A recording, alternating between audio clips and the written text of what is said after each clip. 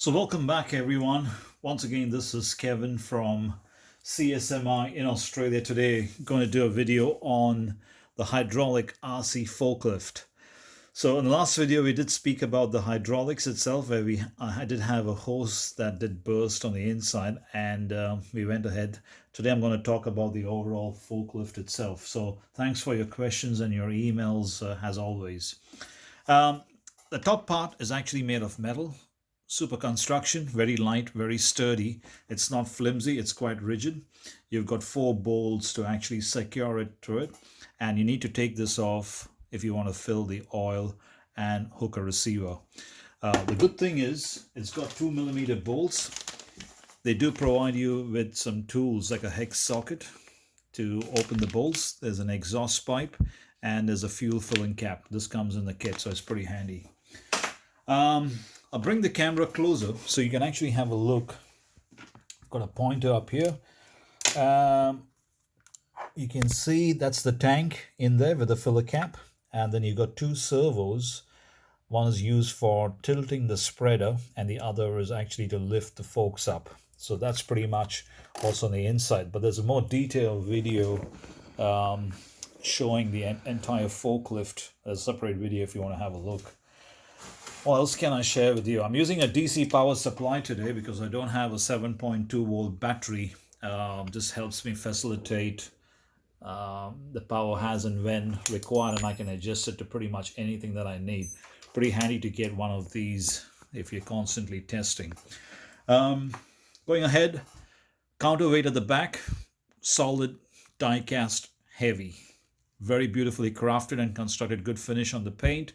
It's about 3.2 kilos, maybe close to about 6 pounds. So that's the actual counterweight. Now, this whole machine is actually made of metal, which is die cast, and that's where the weight comes from.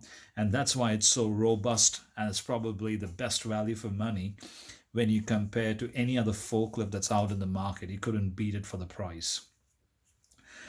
Very good steering angle, as you can see. So pretty good at tight, sharp corners, just like the real forklift. You know, you couldn't go past this particular angle. Very, very smooth. Bring it in focus. And it's actually pivoting. The axle actually pivots. So, you know, it's very easy on uneven surface to have an axle that pivots. It's pretty smooth. It's very silent when you actually travel with this forklift forward and backwards. It's very, very smooth. So you couldn't go wrong with that either.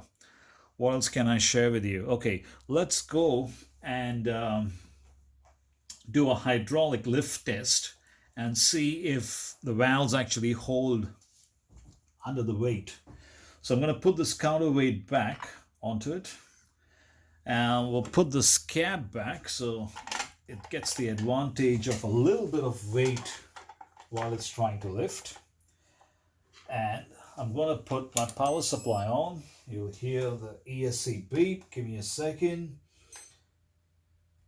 Put the radio on. Okay. Okay.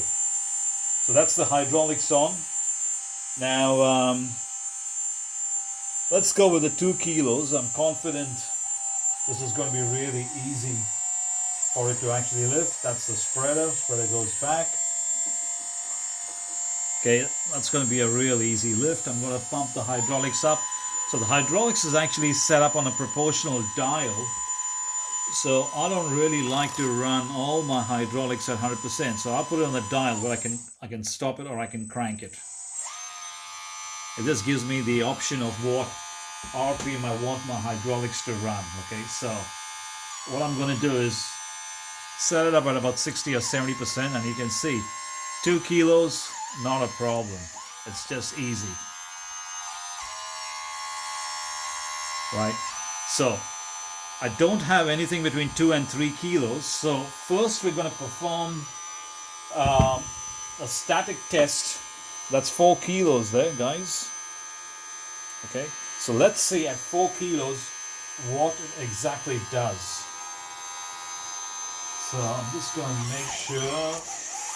Okay.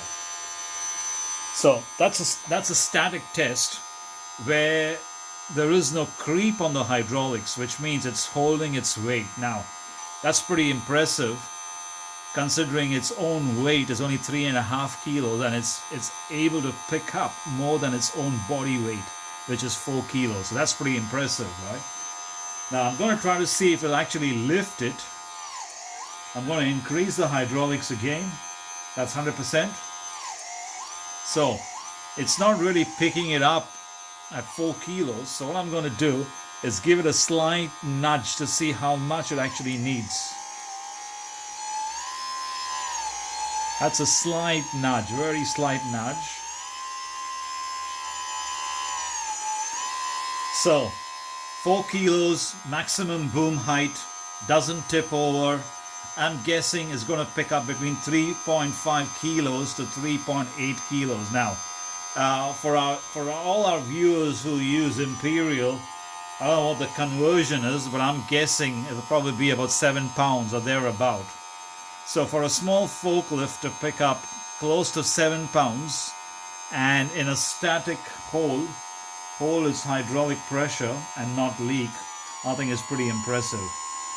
Let's do one more test. Let's shut the hydraulics and let's see if it holds its position. Well, it does. So once again, I think, this forklift is good value for money compared to anything else that you see in the market. And I think, for this kind of design, this kind of weight, and this kind of construction is definitely a winner. So that's all we have on this short video. As usual, if you have any questions, please leave a comment. I'm trying to help you, or email us and we'll see how we can help you. There is a link in the description where you can buy this machine, and it is www.csmi.com.au. As usual, thank you for watching.